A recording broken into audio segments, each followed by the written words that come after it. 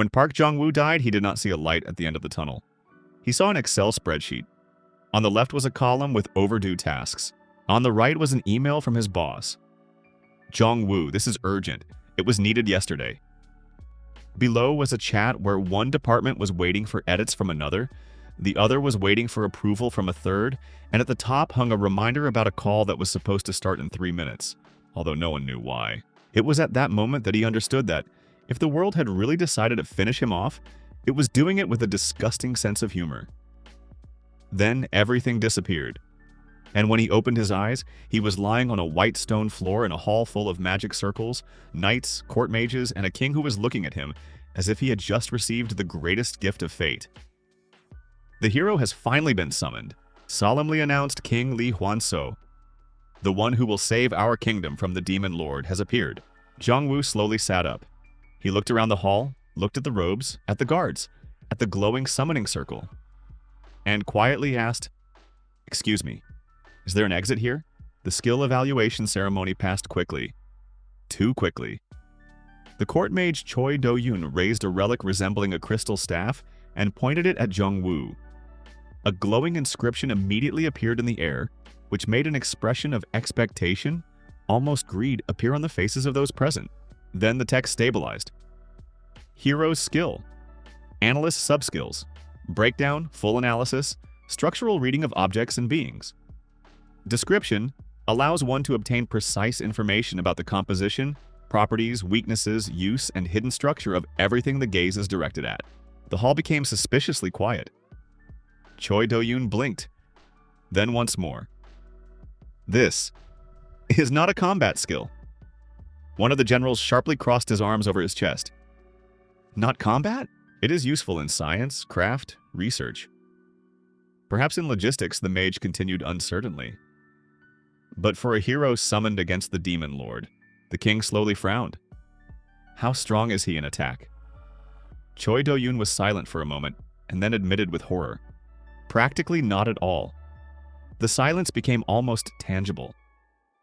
Someone in the crowd of courtiers snorted. Someone turned away.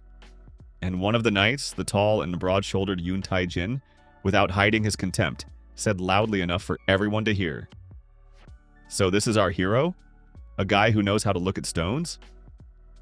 Several people laughed. Jong-woo scratched his cheek, then looked at the inscription in the air, then back at the king.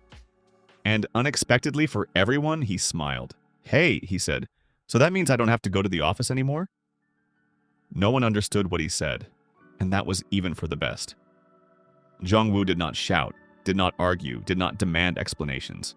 He simply stood in the center of the hall, realizing a simple, almost sacred truth.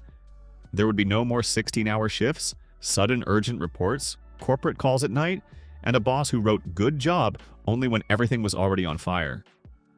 For him, this was not exile. It was liberation. When the king coldly declared that a useless hero will not be maintained at the crown's expense, Jong-woo bowed so sincerely that the guard's rhythm faltered for a moment. "Understood," he said cheerfully. "Thank you for the opportunity." "Opportunity?" The king did not understand. "Yes, the opportunity to live the way I want." He was escorted beyond the city gates without ceremony, without rewards, without weapons, without an escort. But Jong-woo walked toward where the forest began not like a condemned man, but like a person who had finally been given the resignation of his dreams. "I really am free," he laughed quietly, approaching the edge of the forest. "Free! I don't even need to get vacation approved." Then he saw an old stump, sat down on it, and for the first time in many years simply exhaled. The world that was a nightmare for everyone turned out to be a sanatorium for him. During the first hours in the forest, Jong-woo simply sat and came to his senses. Then he began to think, and thinking was something he knew how to do. In his previous life, he was considered a convenient employee, the kind who quickly understands chaos, knows how to see weak points in a system, and lays out complex tasks neatly. He was not a genius warrior, but in the office that was exactly what made him irreplaceable. Here everything turned out even more interesting. He looked at the stump. Analysis: deciduous tree, age 37 years, dense core, medium resistance to cracking, suitable for furniture, simple housing structures, and fuel. He stared at a stone. Analysis: igneous rock, high heat resistance, suitable for a hearth and reinforcing a foundation. He looked at a bush. Analysis. Leaves contain astringent substances, stems are flexible, suitable for bandages, ropes, and weaving. Jong-woo slowly froze. Then his face became very, very serious. Wait, this is not just useful information. He activated the skill again, this time consciously, and the world opened before him differently. He saw not just a tree but the structure of its fibers. Not just a stone but the internal layers, fracture points, strength under heating. Not just a beast but the skeleton, weak organs, type of diet, reaction to stress, behavioral patterns. Jong-woo slowly raised his head, and his face lit up with such happiness as if he had just won a lottery he had not even known about. "This is not a trash skill," he whispered. "This is, damn it, a cheat code." At first, Jong-woo decided he would simply wait a couple of days. Then that he would make a temporary shelter. Then that since he was here anyway, why not arrange a normal life? The logic was simple. If the skill allowed him to analyze materials, creatures, and the structure of the terrain, then he could build a camp not by eye, but perfectly. He walked around the surroundings, analyzing every path, every stream, every slope. In the end, he chose a place by a small waterfall, where the soil was dry and a stone ridge protected it from the wind and most predators. Then he began to build, not like a hero from a legend, like a person who had spent his whole life fixing other people's mistakes and now had finally started building something of his own. He first made a simple canopy from branches and bark, then a hearth, then a primitive table. After that, he began strengthening the perimeter with a palisade, analyzing each pole separately to understand how long it would withstand moisture, insects, and impact. After 3 days, he already had a camp. After a week, a small base. After a month, a place that could no longer be called a temporary shelter. Because he was not simply surviving, he was optimizing survival. The problem did not appear right away, and that was exactly the most unpleasant part. One evening, a wolf-like beast with black fur and green eyes stepped out of the shadow by the stream. It did not growl, did not lunge. It simply looked at Jong-woo as if assessing whether it could eat him right now. Jong-woo did not run. He focused his gaze. Analysis: Shadow Wolf. Threat level: medium. Speed high, hearing excellent, weak points. Eyes, joints of the hind legs, lower jaw. Afraid of fire and sharp flashes of light. Jong-woo stared at the campfire, then at the beast, then back at the campfire. Understood. He raised a burning branch. The wolf jerked back. Jong-woo slowly took a step forward. The beast hissed and, unable to endure it, disappeared into the bushes. Jong-woo simply watched after it for several seconds, then exhaled nervously and sat down on the ground. Phew, looks like I'm officially stronger than an office chair.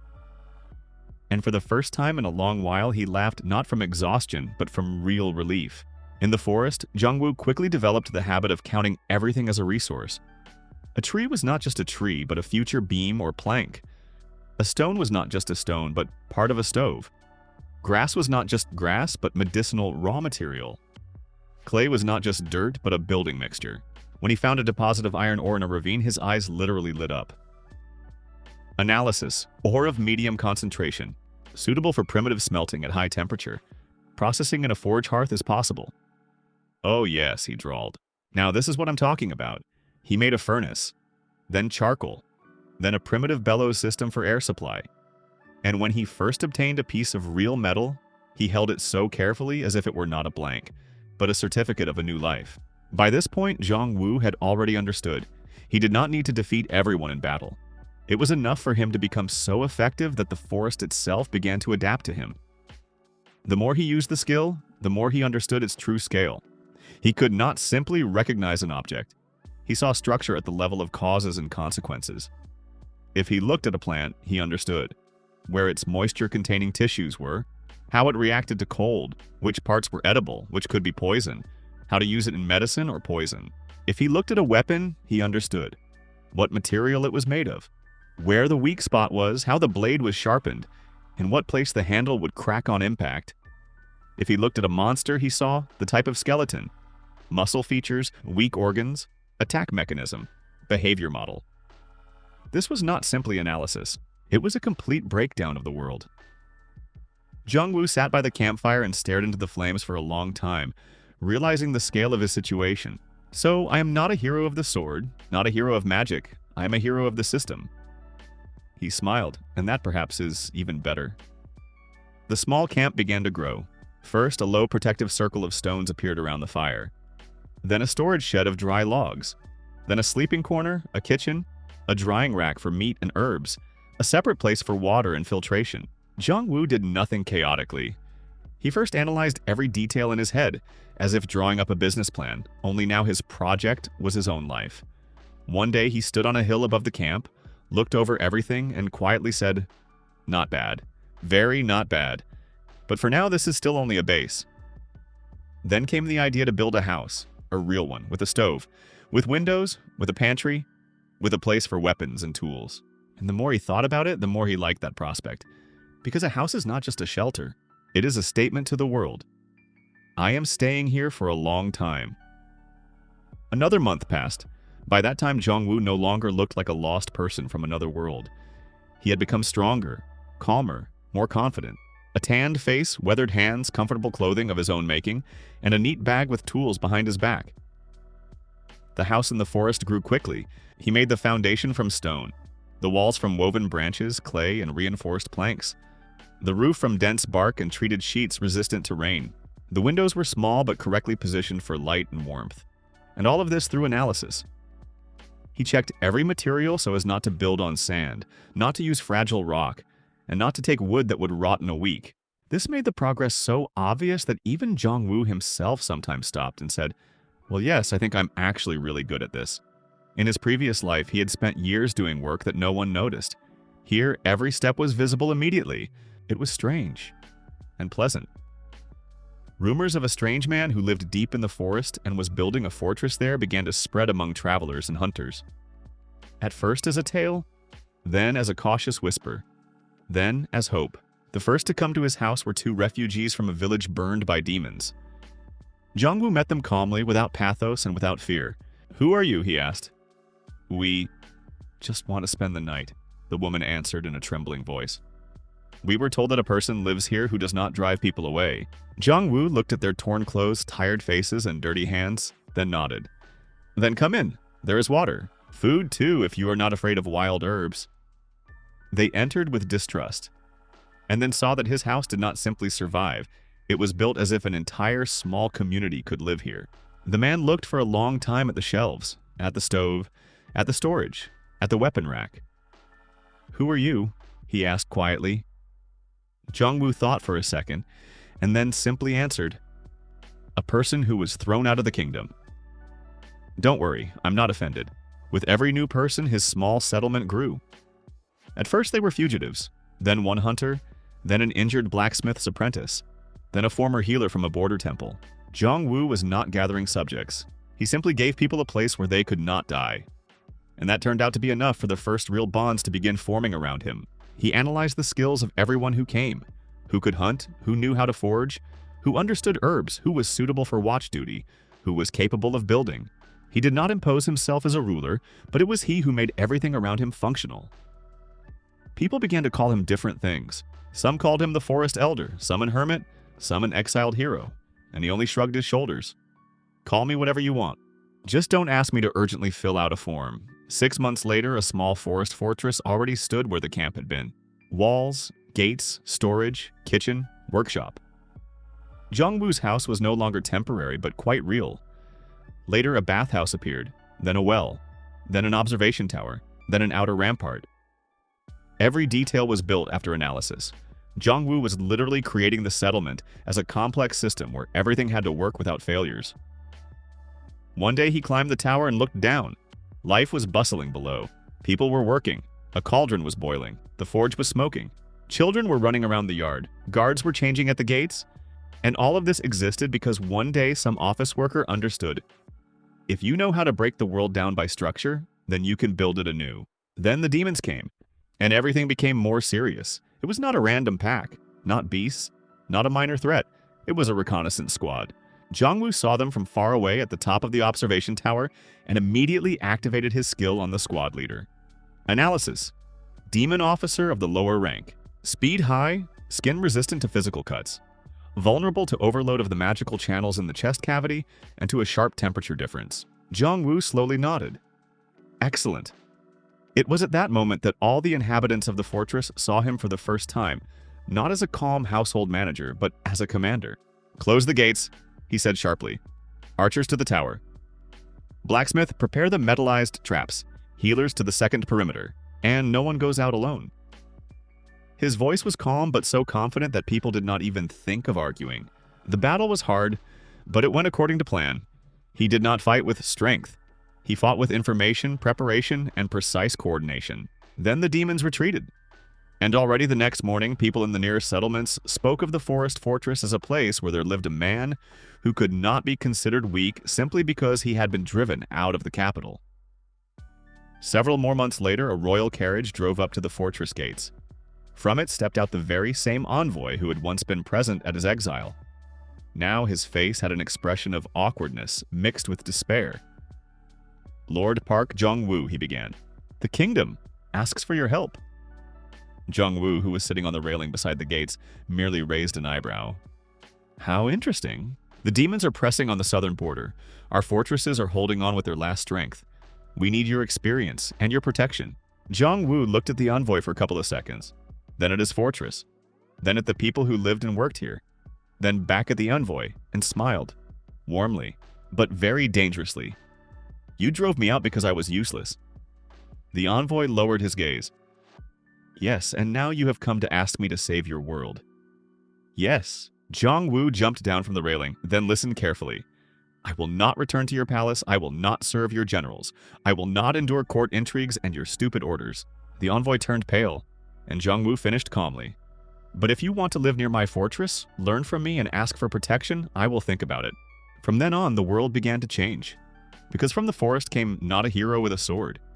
From the forest came a man who understood that analytics is also absolute power. And this is only the beginning. The night when everything changed. When Park Jong-woo first saw the demonic squad up close, he felt neither heroism, nor fear, nor the desire to throw himself into a mad attack. He simply stood on the wooden watchtower, looked down, and thought about how convenient it was that his house had finally begun to justify the word fortress. Below, by the forest edge, 6 figures were moving. 2 walked in front, 3 behind, and in the center walked a demon in black armor with elongated claws and glowing red patterns on his chest. He did not shout and did not roar. He simply looked at the fortifications as if he were already estimating in advance how much time it would take to break them apart. Jong-woo calmly activated the skill. Analysis. Demon officer of the middle rank. Body structure.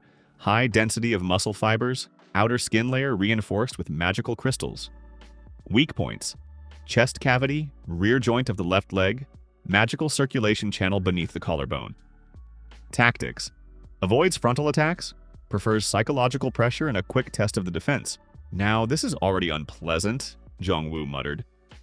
But not because he was frightened, but because he understood. The opponent was not simply strong, he was smart. It was exactly such enemies that were the most dangerous for a person who built everything on logic. The first alarm, he descended from the tower and headed to the center of the yard, not at a run, but almost measuredly. The people in the settlement had already noticed the alarm, and the siren that he himself had made from a hollowed horn and a resonator stone sounded sharp, drawn out, and very unpleasant. A minute later, everyone had gathered in the yard. The blacksmith Cho Sung-ho with a hammer in his hand, the healer Han Soo-yeon with a bag of herbs, the hunter Kang Jae-hoon with a bow, a pair of refugees with short spears. And even the children, who had already been led into the cellar, sat there quietly because they knew. If Jong-woo raised the alarm, then the situation was real. "Listen carefully," he said calmly. "This is not a small pack. This is demon reconnaissance. Perhaps they are testing our perimeter. Perhaps they have come for us. In any case, there will be no panic." He spoke without shouting, but there was something in his voice that made people immediately straighten up. Kang Jae-hoon, archers to the eastern tower. Cho Sung-ho, prepare 6 traps with red-hot metal shavings. Han Soo-yeon, the medical station in the cellar. If someone falls, drag them there. No one plays hero alone. "And you?" Jae-hoon asked quietly. Jong-woo looked at the forest. "And I will see exactly how they are going to test us." And he went to the gates. Tactics instead of strength. In his previous life, Jong-woo had grown used to the fact that if a problem could not be solved, one should not ram into it head-on, but break it down into components. Now he was doing the same thing, only the scale was deadly real. He knew in advance which parts of the wall would withstand an impact, where the demons would try to probe the defenses, how the fire would work, at which points it would be inconvenient for them to advance, where the traps would work best. He had even calculated in advance where his own people could retreat if a breakthrough still happened. This was not a battle. This was a project. And Jong-woo felt surprisingly confident in it. When the first demon rushed toward the gates, he was already ready. A trap with a stone spring knocked it off its trajectory, red-hot shavings struck its legs, and immediately 2 arrows from the tower plunged into its shoulder and neck. The demon howled. Jong-woo did not wait. He threw at it a pre-prepared flask with a cooling mixture that he had made from river ice, saline solution, and powder from resonator crystals. A blue flash passed over the creature's body. Analysis. Temperature shock causes short-term destabilization of the demonic core. Excellent, Jong-woo said. It works. And for the first time in the entire clash, he smiled truly predatorily. The first breakthrough. The demon officer understood that there would be no easy prey. He raised his hand, and from behind his back burst out 2 small servant demons, fast, low, resembling broken dogs with long claws. They did not climb the gates, they went around. "Left!" someone shouted from the tower. Jong-woo was already running there, not because he wanted to show heroism, but because he knew. If those creatures reached the outer yard, they would begin killing the weak. He drew his short sword, not legendary, not beautiful, but perfectly sharpened and reinforced with an internal bone resonator, and entered the fight without hesitation. First one, then the second. He did not strike harder than the monster, he struck more precisely. A sharp step to the side, a blow to the joint, a shift of the body, the blade along the line of the neck. Another beast tried to jump at his back, but Jong-woo had already seen this scenario before it began. He turned at the exact necessary fraction of a second and drove the blade from below upward straight into the creature's throat. Blood splashed onto the ground. For a second, silence hung over the yard, and then Kang Jae-hoon exhaled from the tower. He really reads them like spreadsheets. Jong-woo did not even turn around, because they are simple. They have bad logistics. Demon and human. The main demon moved forward only after he saw that his reconnaissance had fallen apart. Now he was no longer an observer, but a participant. His body opened like a shell. Bone protrusions extended from his back, his eyes lit up crimson, and his claws lengthened as if he himself had become a weapon. Analysis. Body enhancement by magic at 40%. Vulnerability. When the chest core is overloaded, the creature loses control over its muscles for 2 to 3 seconds. Jong-woo inhaled quickly. So that is what we will play on. He knew that in a direct clash he would lose. He had no endless strength, no demonic core, no many years of combat school. But he had a prepared yard, traps, calculation, and one very important thing, the ability to see weakness before the opponent managed to hide it. He threw 2 metal balls at the demon. One exploded with a flash of light, the second with a cloud of powder that clogged the eyes and breathing. The demon roared, rushed forward, and still reached the inner line of defense. His claws passed a centimeter from Jong-woo's shoulder, cutting off part of the cloak, but that was exactly what he had been waiting for. He stepped back half a step, another half step, then sharply dropped to the side, and the pre-stretched wire running low struck the demon's legs, breaking his tempo. "Now!" he shouted. 3 arrows struck from the tower at once. 2 hit the chest, the third the collarbone. The demon froze, swayed, and Jong-woo entered his close range and struck exactly where the skill showed the channel of magical circulation. The strike was not strong, but absolutely precise. The demon shuddered and collapsed onto one knee. The Forest Master. When the battle ended, the yard still smelled of blood and burnt metal for a long time. Several people were wounded, but no one died. And that perhaps was more important than any victory. Jong-woo sat down on the steps by the house and tiredly leaned back. The healer Hain Soo-yeon approached and silently bandaged the cut on his arm. "Do you always fight so calmly?" she asked. "No," he answered honestly. "In the office I usually just suffered. Here at least something can be fixed." Soo-yeon looked at him with a strange gaze. "You are a strange person. I have already been told that. No, I do not mean that. Usually people who were driven out are either embittered or broken. And you. As if you are grateful." Jong-woo thought for a moment, then nodded. Because I was not simply driven out. I was freed. I lived for a very long time as if normal life meant enduring. And here, for the first time, I am not enduring. I am building. Suyeon did not answer anything, but she seemed to like that answer. The demon's trace. After the attack, Jong-woo ordered not to celebrate. He was too practical for that. If one group came here, others will come too, he said, standing over the demon's body. That means we strengthen ourselves further, faster, harsher, and smarter. He immediately activated analysis on the demonic armor. Analysis. Armor made of demonic chitin.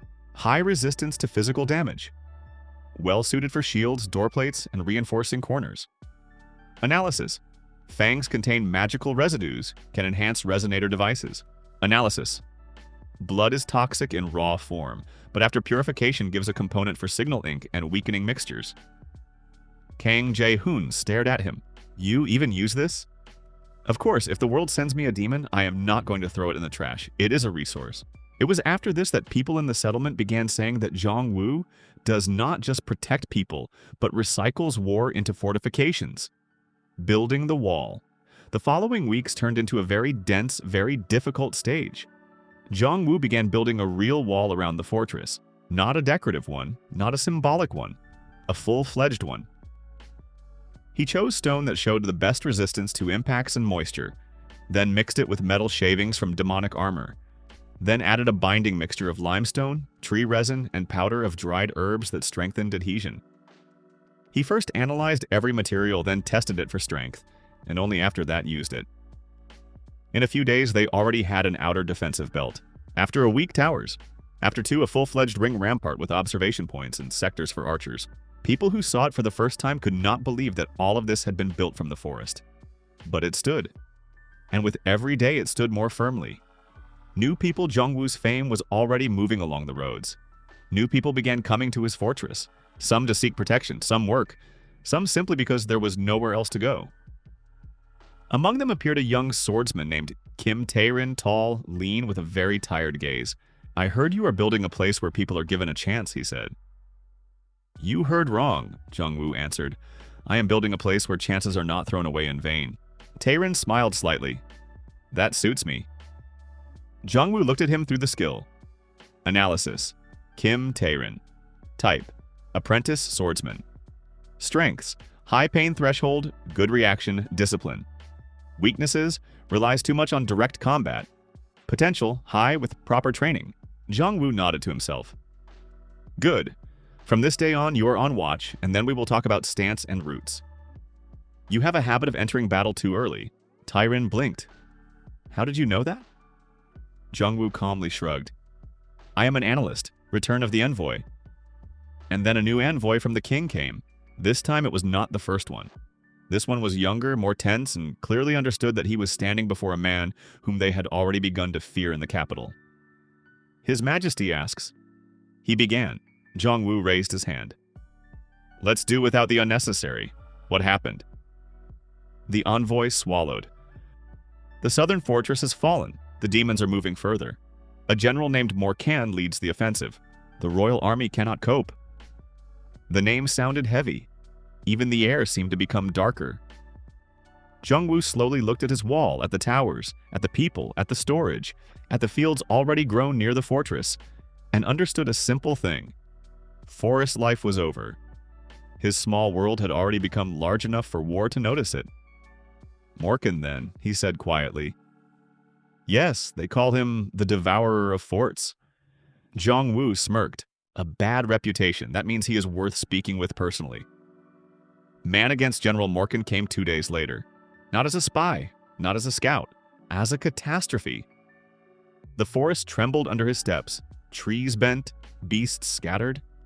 The sky above the horizon line seemed to darken. When he appeared at the outer line of the field, Jong-woo saw him immediately. Tall, massive, with a huge two-handed blade and a cloak stained with mud and blood. His face was almost human, if not for the horn-like growths on his temples and eyes in which there was nothing except a cold desire to destroy. Analysis. Demonic General Morkan. Threat level, critical. Hide. Almost invulnerable to ordinary weapons. Weak points, Armpit joints, neck cartilage, nerve bundle under the right rib. Short moment after a swing with the two-handed blade. Jung-woo slowly exhaled. Well, hello, problem of the do not open alone level. Behind his back stood the people of the fortress. Kim Tae-rin with a sword, Kang Jae-hoon with a bow, Han Soo-yeon with a medical bag, Cho Sung-ho with a heavy hammer. Jung-woo turned to them. No one moves forward without a command? Morkan is strong, but he is not faster than my plan. Morkan smirked, and his voice thundered like iron against stone. Built a fortress in the forest? How cute. I will break it and take everything inside. Jung-woo raised his hand as if at a meeting. Sorry, but you are late here. This is no longer your object. The battle that should not have happened. Morkan's first strike was monstrous. One swing and half of the front fence disappeared as if it had been cut off with an axe.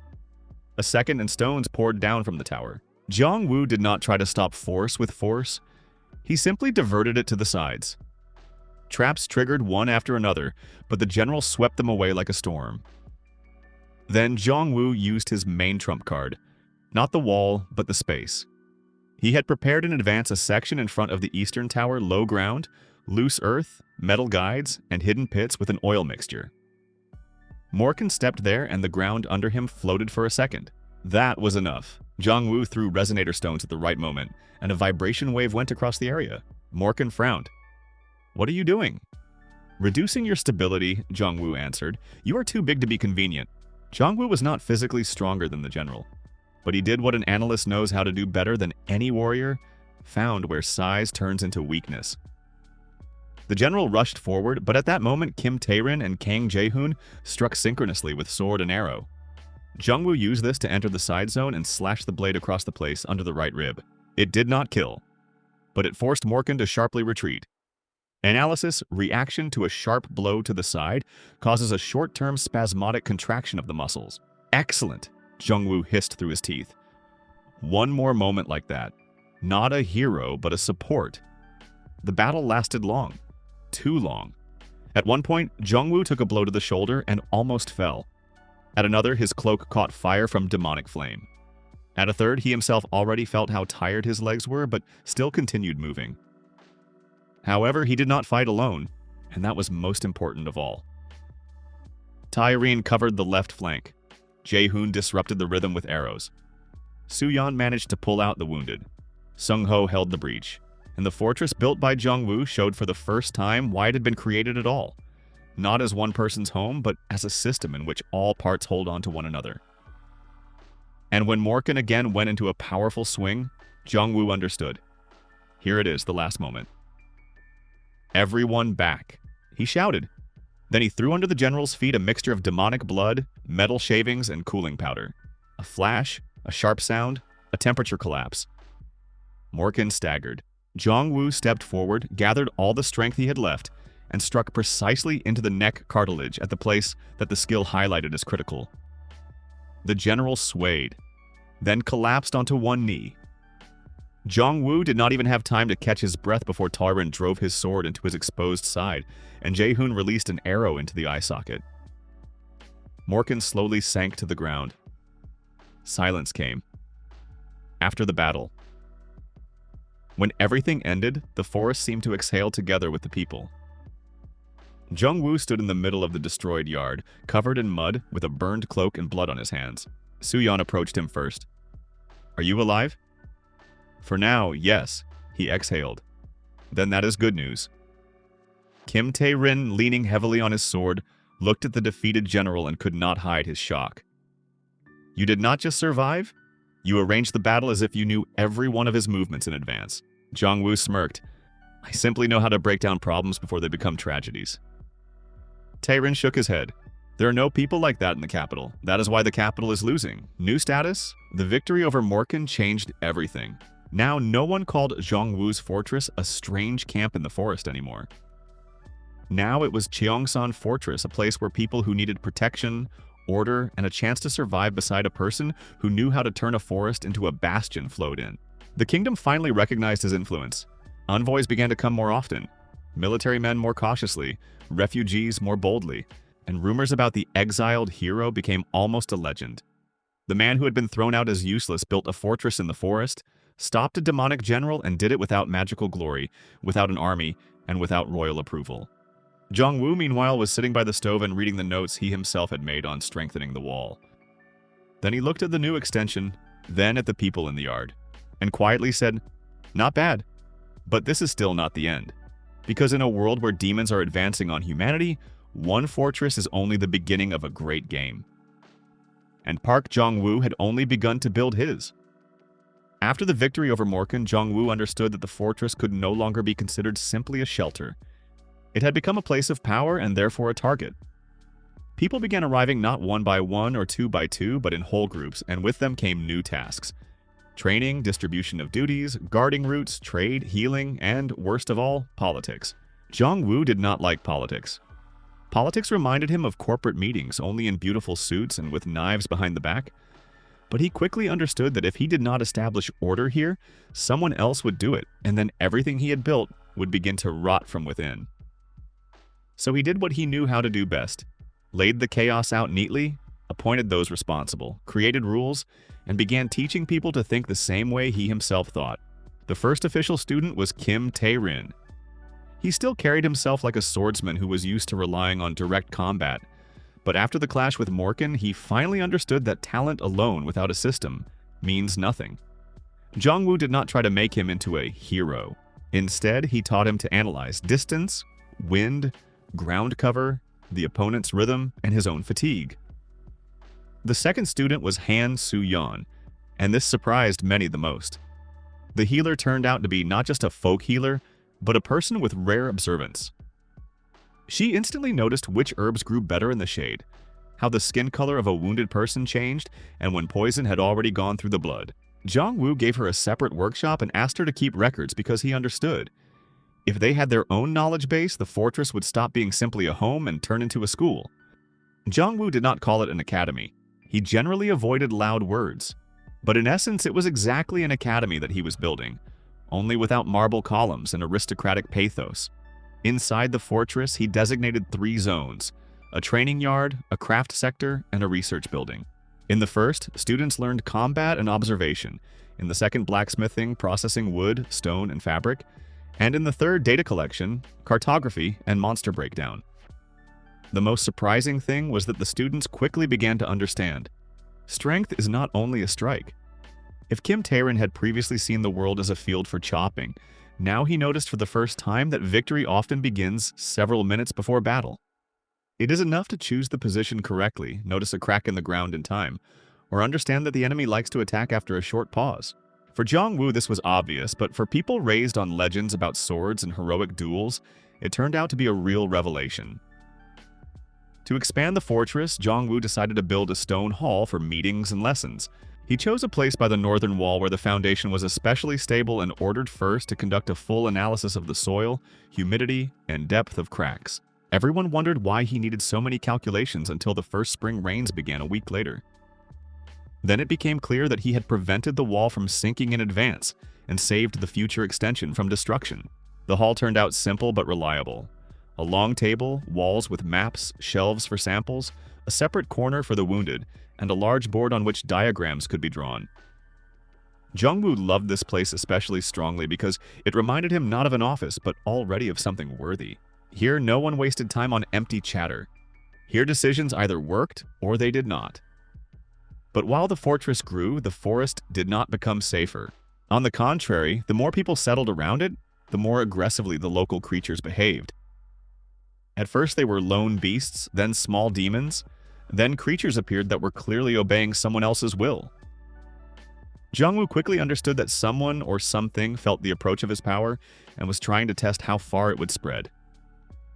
One night, a pack of shadow predators approached the outer rampart. They moved silently, almost like smoke. An ordinary watch would not have noticed them, but Jong-woo had distributed metal resonator plates around the perimeter in advance, which reacted to vibrations. When the plates trembled, he immediately climbed onto the wall and saw several black silhouettes trying to slip through a weak section in the shadow of the rocks. He did not alarm the whole fortress. Instead, he took 2 students, forced them to circle around from the leeward side, and used light traps. The creatures jumped out of the darkness, were blinded by the flashes and fell straight into a pre-prepared corridor where stakes, fire, and arrows were waiting for them. For Jong-woo, this was another lesson. The best battle is the one the opponent never even managed to start on their own terms. The supply line. The more the fortress grew, the more important supply became. Jong-woo quickly understood that real war begins not on the battlefield, but on the road. If there was no food, medicine, wood, metal, and salt, no wall would save them. Therefore, he sent people to neighboring villages not as beggars, but as organized representatives of the fortress. They brought iron, fur, dried herbs, grain, and information about demon movements. Kim Tae-rin proved especially useful. He knew how to talk to hunters and caravanners, and also quickly distinguished honest traders from those who tried to profit from fear. Jong-woo noticed in him not only a swordsman, but also a future leader of a detachment. Therefore, he began teaching him not only to fight, but also to lead people, to calculate a route, check water, assess risk, distribute food, and think in advance about how the detachment would return. A guest from the capital. A few weeks later, a man from the capital arrived at the fortress, this time not an envoy, but an inspector of the royal court. His name was Yoon Chae-min, and he clearly expected to see either a sect of fanatics or a half-ruined camp with several desperate fugitives. Instead, he saw an organized fortress, workshops, a storage, watchmen, a training yard, and people who moved as if they had long been living in a single system. Yoon Chae-min was polite but tense. He looked for a long time at the walls, then at the fortress plan, then at Jong-woo's notes, and finally said, "You are building here not a shelter. You are building an autonomous center." Jong-woo did not even lift his head from the drawing. And this may become a threat to the throne, or it may become the reason the throne is still standing at all. The inspector could not find an answer. And for the first time in the fortress, everyone saw that the capital's authority does not look especially impressive when it faces a real result, and not titles. Jong-woo showed neither aggression nor servility. He simply showed how his order worked. And that was enough for Yoon Chae-min to leave with a very strange expression on his face. In spring, the demons struck the southern line no longer with reconnaissance, but with a full-fledged assault. It was a new level of pressure. Demonic artillerymen throwing burning spheres through the forest, and large beasts with reinforced bone shells were added to the ordinary creatures. One glance at them was enough to understand. Someone was purposefully preparing an offensive against Cheongsan Fortress. Jong-woo gathered everyone in the stone hall and laid out the maps. He did not speak about honor and glory. He spoke about sectors, passages, water reserves, retreat routes, and priority targets. The forest around the fortress was divided into zones, every trap tied to a route, every archer to a specific point, every group to a separate task. Thanks to this, when the strike came, no one rushed around blindly. This time the enemy tried to break not the gates, but morale. The demons struck the areas where refugee families lived, counting on causing panic. Jong-woo had foreseen this. He had ordered inner shelters to be built and protective corridors to be laid in advance. When the bombardment began, the people were already safe, and the demon's fire went into empty walls and false structures. It was a moment in which his love of calculations saved more lives than any legendary magic. Kim Tae-rin grows up. During this period, Kim Tae-rin changed especially strongly. For the first time, he was not simply a student, but the leader of a small detachment. Jong-woo entrusted him with command of the outer patrol and observation of the eastern forest road. A mistake would be costly, but Jong-woo knew if Tae-rin learned to make decisions under pressure, he would become not an ordinary swordsman, but a real defender. It was during one of these patrols that Tae-rin saved a caravan from an ambush by demonic beasts. He did not rush into a frontal attack, as he would have done before. Instead, he retreated to a narrow slope, forced the enemies to stretch out, and struck only when their formation was disrupted. Returning, he did not boast. He simply reported the situation and was himself amazed at how much easier it had become to survive when you stop fighting with emotions. After that, Jong-woo patted him on the shoulder for the first time. "Now you are beginning to think like a commander." Tae-rin smirked. "Do you always teach like this?" "I teach in such a way that my own students do not kill me later." While the fortress grew stronger, Jong-woo ordered another important room to be made an archive. Not large, not beautiful, but dry enough and protected from fire. Maps, notes, records about the habits of monsters, properties of plants, types of ores, and schemes of fortifications were placed there. Over time, the archive became the heart of his system because it was precisely here that experience turned into knowledge, and knowledge into a repeatable result. Su-yeon handled medicinal records, Taerin combat observations, Seung-ho materials, and Jung-woo checked everything himself. He looked for patterns. If a certain herb reduced fever, he looked at under what conditions its effect strengthened. If demon armor reacted to cold, he noted at what temperature it lost density. If monsters of a certain type feared sharp light, he made that into a tactical rule, not a random fact. This gradually created a new school. Not of magic, not of the sword. A school of applied analysis. And for a world accustomed to loud names and legendary blades, this was almost sacrilege. But that was exactly why it worked. 6 months after Morkan's death, the fortress already had a second line of defense, reserve warehouses, hidden tunnels, and workshops that could survive even a long siege. Jung-woo was no longer simply the leader of a settlement. He became the architect of resistance. People came to him not only for protection, but also for structure. How to survive, how to distribute forces, how not to lose time, how not to let fear destroy order. One evening, he looked at the towers and for the first time felt a strange calm. Not fatigue, not emptiness, but precisely the calm of a person who sees that his labor has become something living and independent. He was no longer a lonely former office worker who had accidentally ended up in another world. He had become the one who created a new center of gravity here. Then a royal letter arrived. The tone was already completely different. Not a demand, not an order, but almost a request. King Li Huan-so acknowledged that Cheongsan Fortress had become a critically important line and invited Jung-woo to come to the capital for negotiations. The letter separately emphasized that the crown was ready to provide resources, a title, and official recognition. Jung-woo looked at the letter for a long time and smirked. Before, he had been driven out as unnecessary. Now he was being asked to come as the only person capable of holding the border. The irony was so dense that it almost resembled good old office absurdity. "First they threw me out, now they are calling me," he said aloud. "This is no longer an offer. This is an admission of defeat." But he did not answer immediately. First, he discussed everything with Su-yeon, Taerin, and the elders of the fortress. He did not want to leave the people who had built this world together with him. And this exactly became a new stage of his development. He began to think not only as the creator of the system, but also as part of it. In the end, Jung-woo still decided to set out for the capital, but not alone. He took Taerin with him as a representative of the new school, Su-yeon as a healer and observer, as well as several trusted fighters and craftsmen. This was no longer a gesture of submission, but a demonstration that the Forest Fortress was an independent force. The road to the capital turned out to be long and tense. Along the way, they saw burned villages, abandoned forts, and traces of recent battles. The closer they came to the center of the kingdom, the more clearly it could be seen. The old system was cracking. Jung-woo did not rejoice at this. He simply noted the real state of affairs. And more often, he came to the thought that if the crown did not learn to think as soberly as he did, it would perish even with the best swordsmen. The capital greeted them with noise, luxury, and badly hidden fear. The palaces looked majestic, but fatigue could be felt in the air. Jung-woo noticed almost immediately that there were too many beautiful symbols here and too few working solutions. That was exactly why his appearance caused such an effect. He was not simply a hero, but a person who had already proven in practice that his methods worked. At the very first council, the courtiers tried to speak to him from above. But when he laid out a map of the fortifications before them, showed the weak supply lines, and pointed out where exactly the kingdom would lose the front in the coming weeks, the entire tone of the conversation changed.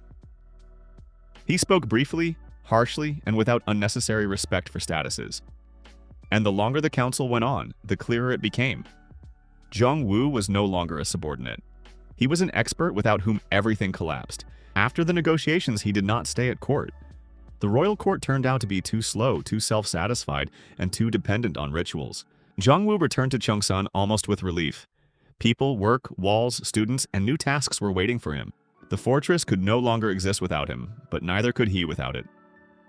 On the way back, he looked at the forest for a long time and thought about how strangely fate had turned. Once he had simply wanted to stop enduring. Now he had created a place where there was less enduring and more building. He did not become a king, did not become a saint, and did not become a legend in the sense that court poets love it. He became something more dangerous, a person who knows how to make the world work, and yet a new clash was already looming ahead. Rumors spoke of a stronger demonic commander, of ancient ruins beneath the northern line, and of the fact that the demons were now seeking not simply land, but a source that would allow them to overcome the kingdom's protection. Zhang Wu understood. The next stage of the war would not be about walls, but about knowledge, artifacts, and the systems behind the invasion. He gathered his people, unfolded the map, tapped his finger on the northern pass, and quietly said, "So now they have not come for the fortress. They have come for what we have not yet understood." Tyron silently nodded. Su Yan narrowed her eyes. Sung Ho tightened his grip on the hammer, and all of them understood. The story was only entering its real phase. Zhang Wu looked at them, and for the first time since the very beginning of his journey, felt not just confidence but responsibility. He was no longer building only for himself. He was building for everyone who had believed in this new order. And if for that, he had to fight an even greater hell, strangely enough, he was ready. On the way back from the capital, Zhang Wu understood one thing. The kingdom had not simply weakened. It had forgotten how to see the cause of its own problems. The court lived by symbols, councils, and beautiful formulations, while the real war, meanwhile, had long since gone into the forests, passes, and old ruins, where no one wanted to dig into the past. That was exactly why, as soon as he returned to Cheongshan, he gathered the council and announced that the next expedition would go north. Not for glory, not for rewards, for information. Because if the demons were truly looking for a source of power, then it was connected not with an army, but with the structure of the world, and that was already his territory. Everyone who had become part of the fortress gathered in the hall. Kim Tae-rin, Han Su-yan, Cho Sung-ho, Kang Jae-hoon, and several other senior residents. Zhang Wu spread the map on the table and marked 3 points: the old caravan road, the abandoned temple, and the northern ruins, about which only fragmentary rumors had circulated before. He said that the demons could not simply change just like that. Either someone was controlling them, or they had found an artifact, or there was a source in the ruins influencing their strength. Tyron asked why he specifically had to go. Zhang Wu looked at him calmly and answered that the fortress was already being held by people, not by one person. If he wanted Cheongshan to become a real system and not a personal base, then he had to train his people to make dangerous decisions without him. It was an unpleasant but correct answer. Taerin silently nodded and began preparing the detachment. The path north turned out to be harder than everyone had expected. The forest gradually changed into rocky hills, then low ridges, and then dead land, where grass grew in rare clumps. Even the wind there sounded different, dry, sharp, and as if with a metallic aftertaste. Zhang Wu regularly stopped to analyze the soil, stone, tracks, and airflow. He was not looking for the beauty of the route, but for signs of who or what could have used this terrain as a corridor for movement. At one of the stops, Han Su-yan found black veins in the ground, similar to a burned root. Zhang Wu immediately checked them with his skill and saw that this was a residual trace of demonic energy that had seeped into the soil a very long time ago. This meant that the ruins were not simply old, they had once already been infected. The detachment began moving more cautiously. Even Cho Sung-ho, who was usually not prone to anxiety, stopped joking after that. The northern ruins turned out not to be the remains of a fortress, as many had expected, but a half-buried temple complex descending down the slope. The upper structures had long since collapsed, but underground, stone corridors, stairs, and halls with symbols that Zhang Wu could not immediately decipher had been preserved. He ordered everyone to stop and touch nothing with their hands until he completed a full scan of the space. The skill showed troubling things. The stone was saturated with ancient magical influence.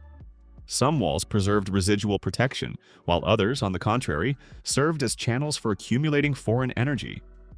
In the center of the complex was something resembling an altar or a node. Judging by the distribution of traces, all changes in the structure of the ruins converged precisely there. Zhang Wu understood that they had come not simply to a temple. They had come to a place where dangerous experiments had once been conducted. Inside the ruins, the detachment discovered a huge hall with a cracked circle of runes in the floor. In the center stood a pedestal, and on it a fragment of black crystal, across which thin red threads of light were still running. One glance at it caused an unpleasant feeling of pressure in the temples. Kim Tae-rin reached for his weapon, and Soo-yeon instinctively took a step back. Jong-woo, however, froze and began analyzing the crystal with extreme caution. Analysis. Fragment of a demonic core stabilizer. Purpose: accumulation, redirection, and amplification of lower magical forms. Activation period: extremely long. Side effect: gradual distortion of living beings located within the area of influence. Jong-woo frowned. This explained why increasingly organized demonic squads had begun appearing in the area. The ruins worked like an old amplifier that had not been completely destroyed.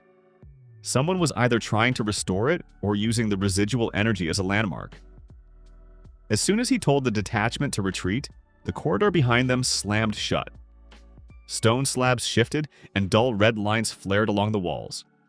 From the side passages, creatures resembling eyeless hounds began to come out.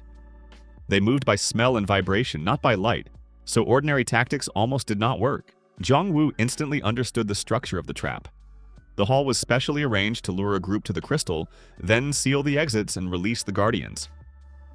He ordered Tae-rin to take the narrow passage on the right, Seung-ho to block the left tunnel, and Soo-yeon to retreat to the damaged column, where the air was cleaner and there was a chance to heal without being struck in the back. He himself stayed closer to the center in order to keep the situation under control. When the first hound rushed at him, Jong-woo did not move far away. He took half a step to the side, allowing the creature to slip past, and immediately struck its hind leg. The second went for Tae-rin, but he had already understood the essence of the fight and did not slash forward but shifted at an angle, cutting off its path to a leap. This was the first battle in which Jong-woo said almost nothing. The detachment had finally begun working by the same logic as he did. When the hounds were finished off, Jong-woo turned back to the crystal. Now he saw not simply an artifact, but part of a mechanism. Channels were hidden beneath the hall, leading in different directions, and energy had once circulated through them. If they were restored, it would be possible to strengthen entire areas, direct demons, enhance bone mutations, and probably even influence the minds of weak creatures. He quickly understood that this was the reason for the growing pressure on the kingdom's borders. The ancient node was not a source by itself, but worked as a pump for someone else's power. Someone was using it to expand the infected zone. Jong-woo made notes in his notebook and ordered samples of stone to be collected, but only after a full inspection. He did not want to carry outside something that could later infect the fortress from within. On the way back, the detachment was more silent than usual. Not out of fear, but because of the weight of the picture that had opened before them. Now they understood that their enemy was not limited to generals and skirmishes. Underground, in old lands and forgotten temples, a system was working that created new monsters and strengthened old ones. Jong-woo calculated options the entire way. Destroy the ruins? Dangerous. Study them deeper? Necessary. Build a protective contour around them? Mandatory. He saw more and more clearly that Cheongsan Fortress had to become not only a wall, but also a research center if they wanted to win a long war. Short victories like Morkan's death were important, but that was no longer enough. Returning to the fortress, he immediately summoned all the students and elders. This time his plan was broader. To create a full-fledged school of analysis at Cheongsan, where they would teach not simply combat, but reading the field, recognizing traces of demonic energy, identifying weak points in materials, and working with artifacts. This was no longer improvisation, but the next stage of his system. Tae-rin received the task of training newcomers in tactical movement, Soo-yeon to compile a guide to herbs and poisons, Seung-ho to keep craft journals, Jae-hoon observation of changes in forest roots. Jong-woo himself took charge of the runic hall and the crystal brought from the ruins. He did not leave it in the residential sector. Instead, he arranged a separate isolation room with stone walls, a salt contour, and protective plates. Jong-woo's first lecture for the students turned out unusual. He did not come out with a heroic speech and did not start talking about fate. Instead, he placed a piece of wood, a piece of stone, a strip of metal, and a dried root on the table, then said, "All of you look at the world as a set of things. That is a mistake. The world is a set of connections. If you understand the connections, you will be able to understand where it will break." He showed how wood cracks along the fibers, how stone reacts to moisture, how metal behaves under sudden heating, and how a root can become both medicine and poison depending on the dosage. The students listened silently. Even the most stubborn began to understand that before them stood not simply a leader. Before them stood a person who could teach them to think differently. The school began bearing fruit very quickly. After 2 weeks, they could already check underground cavities, recognize false tracks, determine infected material, and notice demonic residues by the smell and color of dust. This seemed like a small thing, but in a real war, such small things save lives. Jong-woo was satisfied not outwardly, but inwardly. He saw the system beginning to live without his constant interference. People did not wait for instructions on every little thing. They learned to think ahead. That was exactly what he was striving for. Because if everything rests only on one person, the system sooner or later collapses. Meanwhile, the situation in the capital was worsening. King Li Huan-so could no longer hide that the front was cracking. Reports came one after another. Southern villages evacuated, northern passes under attack, grain reserves falling, and old palace generals arguing about the order of command instead of fighting. Jong-woo received an urgent summons to a new council. This time he was not even irritated. He simply understood that a little more, and the kingdom itself would ask him to take on part of the power. When he arrived, the hall was already full of tired faces. Everyone looked at him as the last working support, and that said a lot about the state of the country. The king did not beat around the bush. He needed Jong-woo's help. But now, for the first time, Jong-woo set conditions. He said that he would not command the army according to old principles, would not tolerate useless titles, and would not obey people who did not understand the battlefield. If the crown wanted him to participate in the Great War, it had to recognize Cheongsan Fortress as an autonomous defensive node and give him the right to act independently. This caused shock. Someone was outraged. Someone considered it insolence. But Jong-woo was too useful for them to simply reject him. And the king, grinding his teeth, agreed to discuss the conditions. It was precisely at that moment that it became clear that Jong-woo had finally moved from the status of exiled hero to the status of a person who could not be ignored. But while the negotiations were going on, something worse was revealed. A third force had appeared in the kingdom. These were not demons and not the crown, but a group of people who used demonic artifacts for personal enhancement. They acted from the shadows, bought up infected materials, transported rune fragments, and tried to grow their own monsters. Jong-woo immediately understood that this was an enemy of a new type human, but no less dangerous. One could not simply fight him and end everything. He had to be identified, deprived of resources, and shown that any attempts to play with demonic power would end in catastrophe for them. He assembled a detachment of Taerin, Jaehoon, Seung-ho, and 2 new scouts, and set out to intercept a caravan that, according to his network's data, was carrying forbidden crystals from the southern border. The chase was fast and dirty. The caravanners tried to escape through the forest, but Jong-woo had calculated the route in advance and blocked it with a stone collapse that worked exactly when the wagons entered the narrow section. When they reached the cargo, there really were demonic fragments, runic plates, and several containers with infected metal there. Worst of all was that among the escorts was one of the former palace officials. Jong-woo looked at him and for the first time said truly coldly, "You are helping those who want to turn the kingdom into a farm for demons." The official tried to justify himself, but that no longer changed anything. After this discovery, Jong-woo finally decided that Cheongsan could no longer be only a fortress. It had to become a line where analysis, defense, training, and reconnaissance joined into one whole. He ordered the archive to be expanded, strengthened the outer walls, added observation towers, and began training a second stream of students. Now the fortress lived like an organism. If one link received a wound, the others already knew how to support it. In the evening, when fog descended over the walls, Jong-woo stood on the tower and looked at the lights of the yard. Below worked people whom he had once met as exhausted refugees, and now they were builders of a new world. He understood that all of this had long since gone beyond the limits of a personal story. His exile had turned into the beginning of a new era for an entire region. And it was exactly then that he felt that something even greater was approaching. Not just generals, not just ruins, not just conspirators. Something that stood above all these gears and had long been watching him through the layers of the ruined world. Jong-woo looked into the darkness of the forest and calmly told himself that next time he would have to go not to the ruins and not to the capital, but to where the very root of the infection was located. He did not know what awaited him ahead, but that was no longer important, because now he had a fortress, students, a system, and a reason to go further. And that meant the story was only truly beginning. Jong-woo had always believed that the most dangerous things in the world do not look dangerous. Morkan looked like a catastrophe. Demonic hounds like a catastrophe. A destroyed fortress like a catastrophe. But quiet reports, old maps, repeating traces on the ground, and strange coincidences in caravan routes seemed merely like boring work. That was exactly why he treated them especially carefully. Now that Cheongsan had become a fortress, a school, and a research center at once, he had even more reasons not to trust coincidences.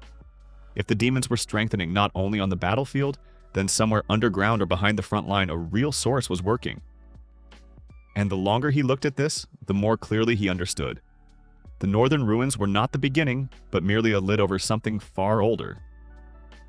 One night, when the fortress was already sinking into sleep, the watchtower sent an alarming signal.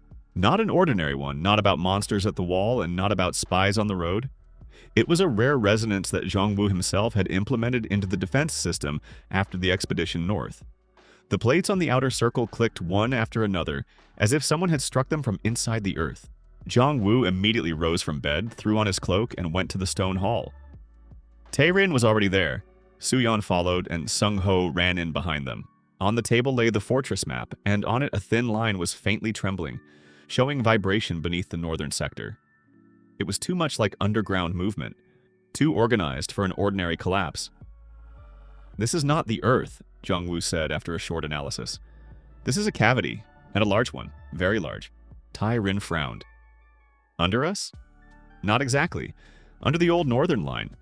But if there is a cavity there, then there is an entrance. And if there is an entrance, then someone already goes there." In the morning, Jong-woo gathered a small detachment. This time, he did not take just anyone. Only those who already knew how not to panic in the face of the unknown went with him. Kim Tae-rin, Han Soo-yeon, Cho Sung-ho, 2 scouts, and 1 young student named Oh Jun-ho, who kept records better than many adults. Jong-woo understood that the deeper they went, the more important precise recording of details would be. They found the entrance in an old gorge beyond the northern ridge, where the ground was covered with cracks and half-buried stone slabs. From the outside, it looked like an ordinary sinkhole, but analysis showed the presence of an ancient runic door beneath the thickness of stone. Jong-woo ordered only the upper layer to be cleared without destroying the structure. After an hour, they saw stairs. After 2, a black stone corridor descending at an angle, as if the mountain itself did not want to let people inside. The air there was dry and almost motionless. The walls were covered with signs resembling a mixture of writing and diagrams. Soo-yeon touched one symbol with her eyes and immediately pulled her hand back. "I do not like this place," she said quietly. "And rightly so," Jong-woo answered. "We should not like what we do not understand either." The corridor led them not into a cave and not into a temple. Before them opened a huge underground complex, something between an ancient city, a laboratory, and a sanctuary. Above them were stone bridges. On the sides, half-destroyed towers.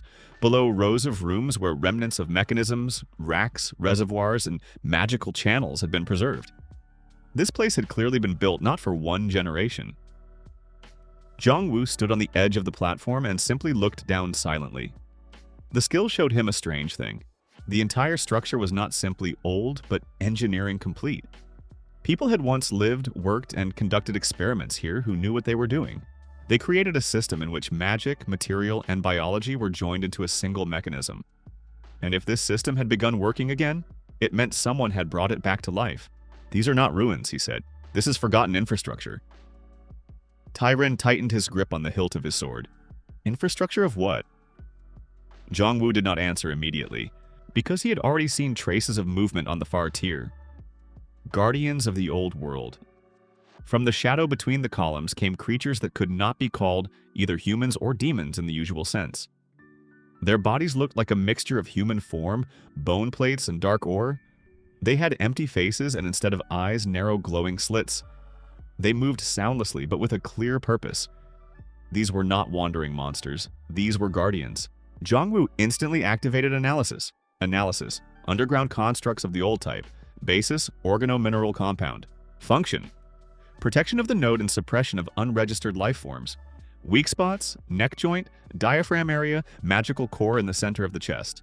Everyone keep your distance, he said. They react to movement, but not to fear. That means we need to strike precisely, not strongly. The first guardian rushed forward. Tyron intercepted it with his sword, but the metal slid across the bone plate, leaving only sparks. Seung-ho immediately struck the creature's knee with his hammer, shifting its body, and Jong-woo ran in from the side and drove the blade straight into the joint under the shoulder. The creature jerked as if it had been switched off. After that, it crumbled into stone and bone fragments. The other guardians were already moving toward them, and the detachment understood the main thing. This place had not simply been preserved, it still protected itself. The sealed level. They advanced deeper and deeper. With every floor, the structure changed. Above were halls and bridges. Lower were laboratory corridors, even lower storage chambers and round rooms with pipes through which energy had once circulated. In one such hall, Jong-woo found a wall completely covered with a layer of black coating. The skill showed that beneath the coating was hidden a seal mechanism holding back something that must not be released outside. Soo-yeon carefully examined the symbols. This looks like a limiter, or a lock. A lock on what? Taerin asked. Jong-woo placed his palm near the wall without touching the active zone and immediately received an answer through the skill. Analysis, residual suppression seal. Object beneath it, source of transformation and energy accumulation. Risk of opening, extremely high. He slowly stepped back, on the source, on what makes demons stronger. The silence after these words became heavy. In the neighboring room, they found stone tablets. Part of them was broken, but several had been preserved well enough for Jong-woo to begin deciphering. The text turned out not to be religious, but almost scientific. It spoke of the redistribution of magical energy, of how living organisms could be strengthened through adaptation to external pressure, of side mutations, and of the fact that higher forms are not born, but grown through series of trials. Jong-woo read the lines and frowned more and more. This place had not been created by madmen. It had been built by people who tried to create an ideal form of power, and then either lost control or were destroyed by their own project. The demons they were fighting now could be the descendants of those experiments, or their continuation. That means we are not fighting an army, he said quietly. We are fighting the legacy of an old system. Taerin looked at him. And what does that mean? Jong-woo closed the tablet. It means that while we destroy individual creatures, the source continues to breed new ones. In the center of the underground complex, they found another hall round, huge, with a collapsed ceiling and an ancient altar in the middle. On the altar stood a vessel, and around it, the remains of 7 columns, each of which bore traces of burning. When Jong-woo approached, the skill worked almost painfully. Analysis, central regulating node. Purpose, distribution of life and magical energy between the outer sectors of the complex. State, partially active. Power source, unknown. Soo-yeon quietly swore. It is still working? Looks like it. And at that exact moment, a person came out from behind the altar. It was not a guardian, and not a demon. An ordinary person, although the word ordinary clearly did not suit him. He was very old, but held himself straight, with a cane in one hand and a book in the other. His eyes were clear, and around his neck hung a metal sign with a faded coat of arms. He looked at Jong-woo as if he had long been waiting exactly for him. Finally, someone has come here not for plunder, he said. Taerin instantly raised his weapon, but Jong-woo stopped him with a gesture. Who are you? The old man bowed. My name is Lee Won-jae. I am the last guardian of the lower circle. Jong-woo did not remove his hand from his sword. Guardian of what? The source. And the records of what happened to this world before it split into kingdoms and demonic zones. Lee Won-jae spoke for a long time, but not like a madman. His story was collected, precise, and heavy. He explained that once there had existed a unified research structure, working on strengthening living beings through adaptation to magical pressure. They tried to make the world stronger before an external threat. However, the experiment went out of control. Part of the system became distorted, part of the people changed, and part of the rituals was turned into a mechanism that amplified aggression and mutation. Jong-woo listened without interrupting. The old man continued. The lower circle had been built as a stabilizer. It did not create evil by itself, but held the boundaries between normal magic and distortion. When the protective lines began to collapse, demonic energy seeped outside and began to change creatures, beasts, and even people. The kingdoms arose later as an attempt to survive on the remnants of the old civilization. This explained a great deal: the demons, the ruins, the crystals, and the strange logic with which the enemy grew stronger. Li Wanjie said that the lower circle could either be finally sealed or restarted. If it was activated incorrectly, the underground complex would spill the accumulated power into the corridors, and the region would turn into a dead zone. If it was closed without preparation, the demonic accumulations above would begin looking for a new exit and strike Cheongsan Fortress. Zhongwu asked whether there was a third option. The old man looked at him for a long time. There is. But it requires a person who can take the system under control and reconfigure it. Su Yan exchanged a glance with Tyron. They both understood where everything was going, even before Zhongwu spoke the next question. And what is needed? One who can read the structure of energy, materials, and seals on the fly, Li Wanjie answered. Someone whose analysis ability is precise enough not to break the node and not let it destroy the world. Zhongwu was silent for several seconds, then asked very calmly, "How do you know about my skill?" The old man did not smile, but a strange fatigue appeared in his gaze. "Because people like you do not appear by chance. We have been waiting for such a person for a very long time." Zhongwu understood the main thing. His skill had not simply happened to suit the new world well. It was as if it had been created for this world. For systems that had broken, for nodes that needed to be reconfigured, for hidden mechanisms that no one else was capable of reading. He came closer to the altar, examined the seals, then the pillar of energy, then the residual traces on the floor. The skill brought before him more and more new layers of information, and the deeper he looked, the more clearly he understood.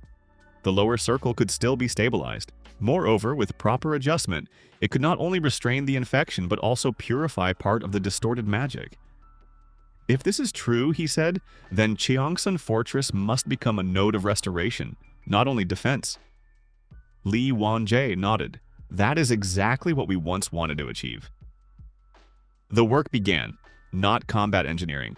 Zhongwu ordered the detachment to clear the chambers, reinforce the supports, check the pressure in the channels, and prepare reserve magical plates. He himself took up reading the seals.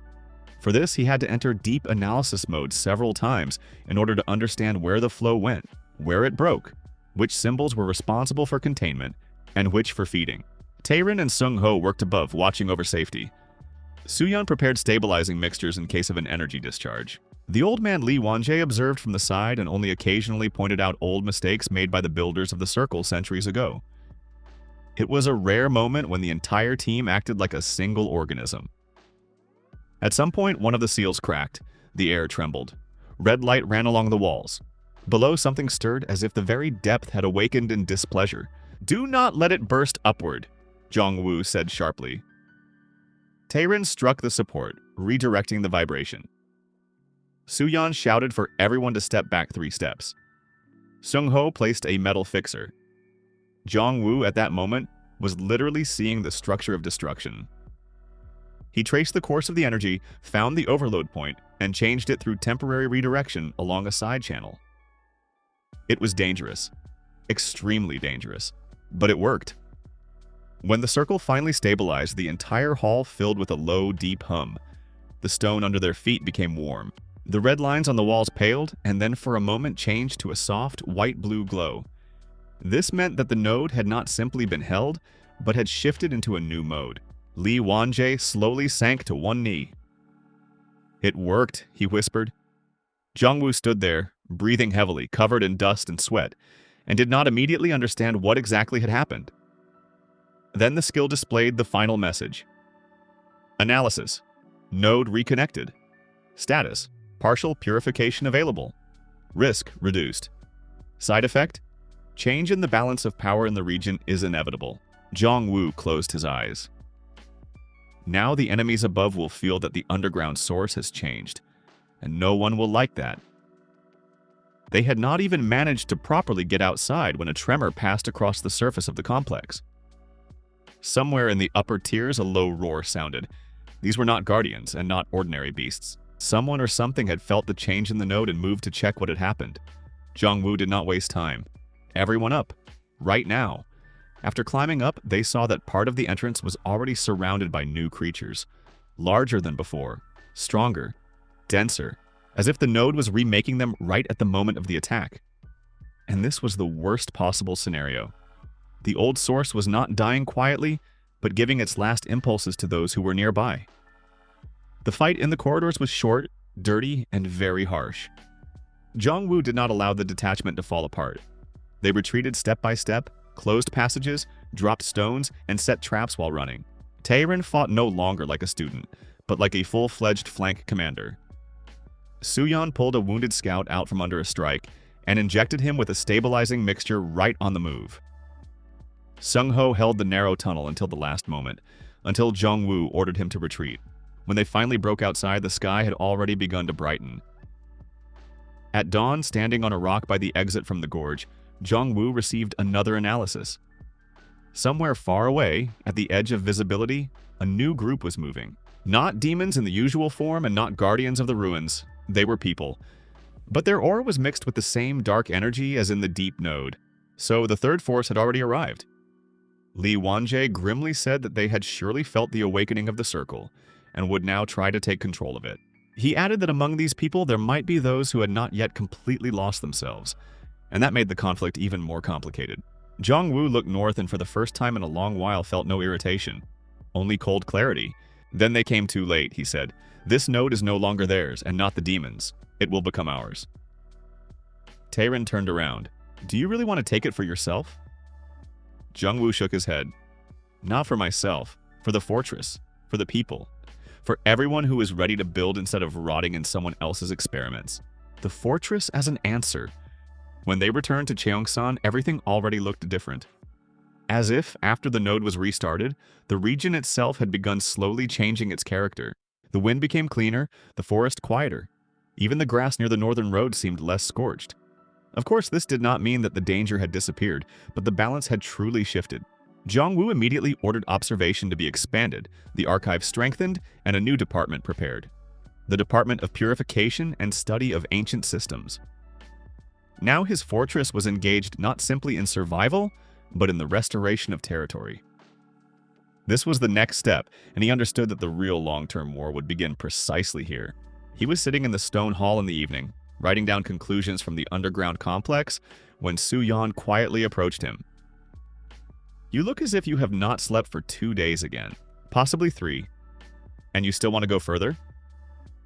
Jong-woo looked at the map, at the fortress, at the route lines, at the new notes about the ruins, and smiled. Of course. We have only begun to understand how this world is arranged. Suyeon nodded. Then you will start rebuilding everything again? No, he answered. This time we will rebuild it correctly. And somewhere very deep underground, the ancient mechanism already changed by his hands answered with a weak, almost imperceptible hum. As if the world itself, for the first time in a long while, had admitted that it now had a person capable not of destroying chaos, but of reconfiguring it. Jong-woo was ready for the new layer of the underground world to bring danger.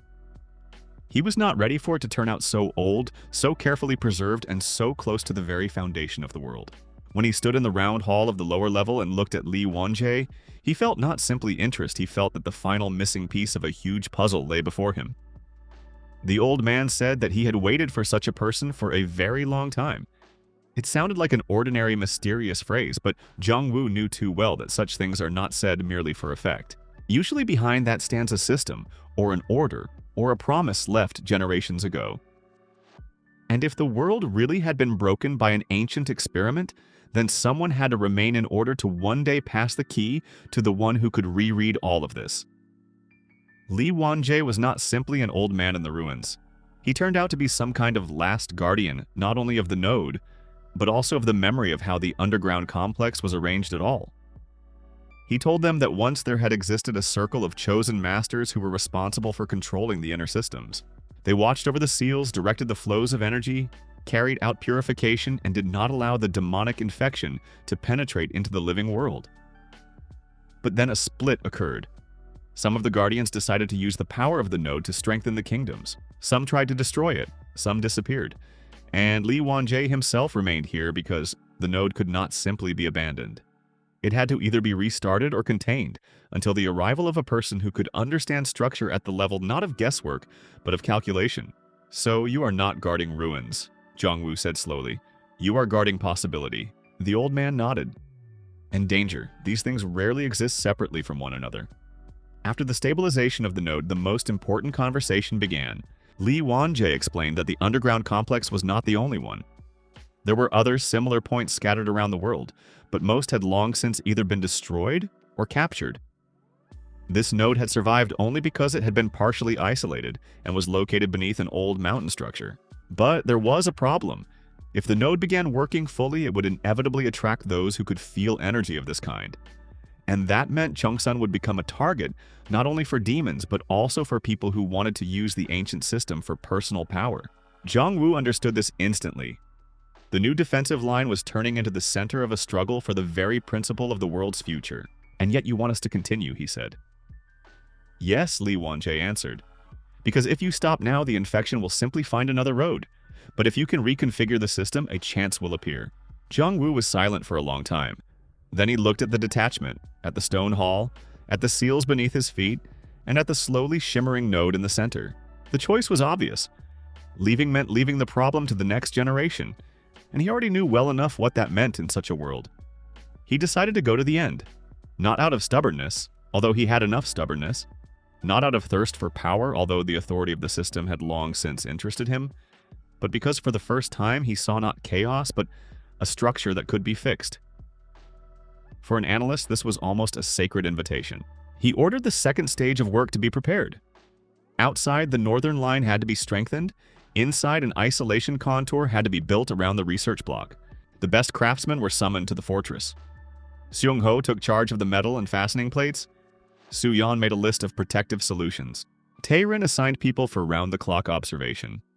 All of this was needed not for one battle, but for a long war for stability. The research block occupied 3 levels. The lower one for artifacts, the middle one for records, the upper one for observing energy changes. Jongwoo drew the plan himself, checked the materials himself, and calculated the emergency discharge system himself, so that an accidental overload would not destroy the fortress. He no longer trusted his luck, now only calculation. In the first room, he placed the crystal from the ruins. In the second, samples of stone, metal, and wood, changed by the demonic background. In the third, a table for reading seals covered with white lines that helped track the flow of energy. It resembled not a mage's laboratory, but the workplace of an engineer who simply used magic as another type of material. But the deeper they integrated into the node's system, the more strongly it resisted. One night, when Jongwoo was reviewing changes in the runic contour, one of the protective columns unexpectedly flared and went out. After it, a sharp tremor ran along the walls. This meant that somewhere below an unauthorized channel had opened. Tae-rin and Seung-ho immediately raised the alarm. Within a few seconds, Jongwoo was already standing at the contour panel and seeing what no one else saw. The ancient system was trying to restore a lost energy route by itself, but it was doing so bypassing the new protections. This was dangerous not only because it could cause an explosion. If the channel opened completely, infected energy from neighboring cavities could pour downward. Close the third node. He shouted, Seung-ho, fix the lower thrust. Tae-rin, get the people out of the middle level. He did not shout often, but when he did, everyone understood.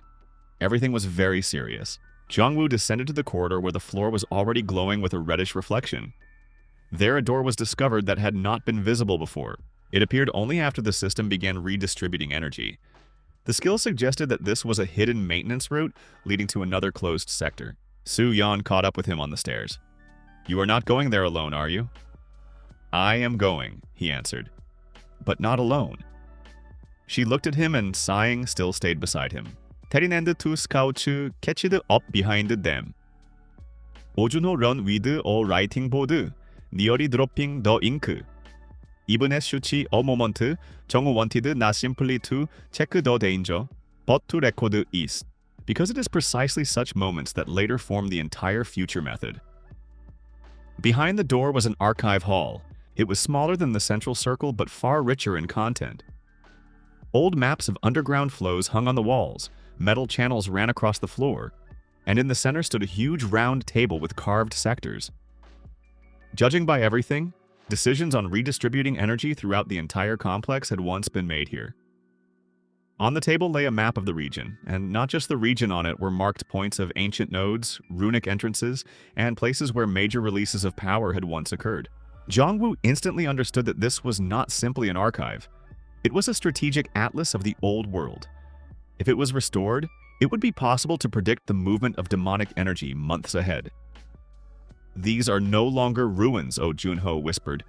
"This is a network." Jongwoo nodded. "Exactly. And someone, it seems, still knows how to use it." A letter from afar. Among the maps on the table lay a sealed metal case. When Jongwoo opened it, inside was an old letter covered with a protective layer of resin. The text was short but important. It said that the second contour must not be activated without the consent of the central bearer, and that the bearer would one day come from the outer world when the structure became mature enough to accept him. Jongwoo reread the letter several times. "Central bearer," he muttered. "So that is me?" Lee Wanjae, who had entered after them, slowly nodded. Not every person is capable of becoming a support for reconfiguring such a system. But you can, because you do not break the world by force. You rewrite it while it is in working condition. Jongwoo had never liked pathos, but this sounded too precise to argue with. At that very moment, a sharp alarm signal came from above. Uninvited guests had come to the surface. This time they were not demons and not beasts, but a well-organized group of people in dark cloaks and enchanted masks. They acted quickly, moved by sectors, and clearly knew where to go. This was the very third force the old man had warned about. Taerin instantly rose. "They are going to the research level, so they found out," Jongwoo said dryly. "Stay here. I will go up first." "Alone?" "No, systematically." He pressed the alarm contour, and hidden shutters immediately closed along the upper level. The people of the fortress began acting according to a pre-practiced scheme. That was the essence of his fortress. The opponent did not catch them by surprise because every new attack was already part of a scenario prepared in advance. On the surface, Jongwoo saw about 20 people. All of them had light armor, dark cloaks, and masks designed to hide not the face but the aura. Their leader stood slightly aside and looked attentively at the towers. Judging by his manner of holding himself, he was not a mercenary and not a fanatic. Rather, someone of those who were used to managing resources in other people's hands. "You have invaded protected territory?" Jongwoo said, stepping forward. "Identify yourselves." The leader slowly turned. "We were told that there is a person here who knows how to rewrite ancient systems. We came to make sure, and who are we? Those who believe that this world should not remain in the hands of the crown and random heroes." Jongwoo slightly tilted his head. An interesting wording, especially from people who hide their faces. The masked leader smirked. "Call it delicacy. The price of control." The conversation quickly stopped being a conversation. The strangers tried to surround the upper yard, but Jongwoo had already given the signal. Tyron's people came out of the side passages, Jaehoon's archers struck from above, and from the tower workshop Seung-ho dropped metal nets with heavy resonator rings. The strangers clearly had not expected the fortress to respond so organizedly. Jongwoo himself moved toward their leader. This was not a duel fight, but a test of who controlled the tempo. The masked opponent used thin needles with poisonous resonance, but Jongwoo quickly understood the principle of their operation and knocked their trajectory away with a metal plate. Then, without wasting time, he used the skill and saw traces of demonic enhancement in the stranger's aura. So this group really was cooperating with infected systems. "You are not simply artifact hunters," he said, dodging another strike. "You are couriers of someone else's catastrophe." "And you, it seems, know too much," the leader answered. "That is enough to stop you." The battle did not last long. Jongwoo did not allow them to stretch out the fight. He led the opponent onto a narrow section where the fortress's resonator contour could interfere with their enhanced masks. When the rings activated, part of the cloaks flared up and the hidden aura burst outward. Before him now stood not abstract enemies, but specific people connected to one of the old capital branches. This was worse than he had thought. One of them, tearing off his mask, turned out to be a low-ranking official whom Jongwoo had once seen at court. So the third force had long since infiltrated the kingdom. Not only through artifacts, but also through people who sit too close to power. Jongwoo tightened his grip on the sword. "So you are not simply marauders, you are a network." The official was silent, and the group leader, realizing that the masks had been torn away, sharply gave the order to retreat. Jongwoo did not let them leave calmly. He pressed the panel on the wall and part of the floor opened, blocking their path to the gates. The strangers tried to break through the side corridor, but Tyrin and Su-yeon were already waiting there for them with prepared traps. This was not chaos, but a trap they had entered themselves. The leader nevertheless managed to break through downward there to the research block. And that was exactly what Jongwoo feared. If they managed to reach the inner node, they would try to steal or damage it. Jongwoo rushed after him. He could not allow outsiders to gain control over the system he had only begun to stabilize. Below, he saw one of the attackers already standing at the access panel. Jongwoo did not waste time trading blows. He simply knocked him off his feet with a strike of the hilt, and then, without stopping, intercepted control and closed the sector. The entire inner system of the fortress shuddered, but held. When the battle ended, it became clear. The attack had not been the goal, but a test. The strangers wanted to find out how deeply Jongwoo had already penetrated the old system, and how much it obeyed him. Leaving with minimal losses, they left him with a fairly clear conclusion. The Crown, the Demons, and the Underground Ruins had a new opponent, an organization playing on several boards at once. Lee Won-jae, when he heard what had happened, was silent for a long time. "So they are still alive," he finally said. "Who?" Jongwoo asked. The old man looked at the underground circle. Those who once wanted to turn the entire world into a system of enhancement. They could disappear as a name, as a faction, as a country. But their thinking has not gone anywhere. Jongwoo understood this better than many, because it is exactly such ideas that outlive their creators the longest. After this attack, Jongwoo could no longer consider himself simply a builder of a fortress or a researcher of ancient nodes.